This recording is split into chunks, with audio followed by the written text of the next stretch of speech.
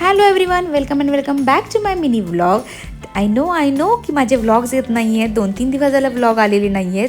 तर का नाही येते ते तुम्हाला पहिल्यांदा सांगते.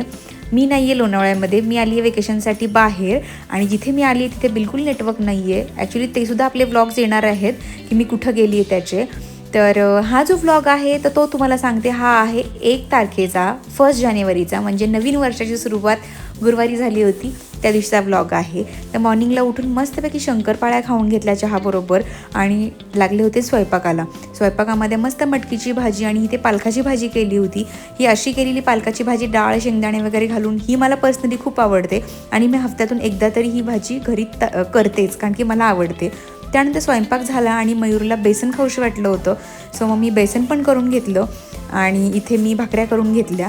बेसन आणि भाकरी खायची त्याची खूप इच्छा झाली होती आणि गुरुवार होता आणि स्वामी महाराजांना मी खूप मानते आणि नवीन वर्षाची सुरुवात जी आहे ती गुरुवारी झाली होती आणि स्वामी महाराजांनासुद्धा बेसन आणि भाकरी खूप आवडते. सो मग मी विचार केला आपण बेसन भाकरीचं नैवेद्य आज स्वामी महाराजांनासुद्धा ठेवूयात. सो पटकन असे पापड वगैरे तळून घेतले, मस्त ताट तयार केलं. इथे बघा तुम्ही, मस्त मी पापड जे आहे ते तयार केलेत आणि इथं गरमागरम बेसनाला जी आहे ती मी फोडणी दिली.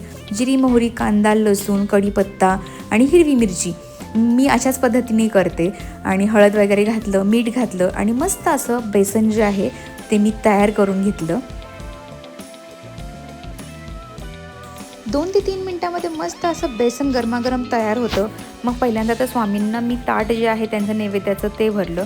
ताटामध्ये मस्त मिरची कांदा भात पालकाची भाजी मटकीची भाजी बेसन भाकरी आणि पापड असा पूर्ण नैवेद्याचा ताट जे आहे ते तयार केलं. स्वामींना नैवेद्य दाखवला आणि त्यानंतरनं मयूरला ताट वाढलं आणि मयूर खूप खुश झाला होता ताट बघून, कारण की त्याला खूप इच्छा झाली होती. सकाळी झोपेतून उठला आणि मला म्हणाला की कावेरी मला बेसन आणि भाकरी खाण्याची खूप इच्छा झाली आहे. तर मग ऑलरेडी मी स्वयंपाक केला होता आणि त्यांनी मला लेट सांगितलं, बट नवऱ्याला खाऊ वाटलं होतं त्यामुळे त्याला मी बनवलं त्याच्यासाठी. त्यानंतरनं गेले मठामध्ये गुरुवार असल्यामुळे. त्यानंतरनं घरी येताना खाल्ली पाणीपुरी. तर असा होता माझा आजचा दिवस. That's it for today. Thanks for watching. Bye.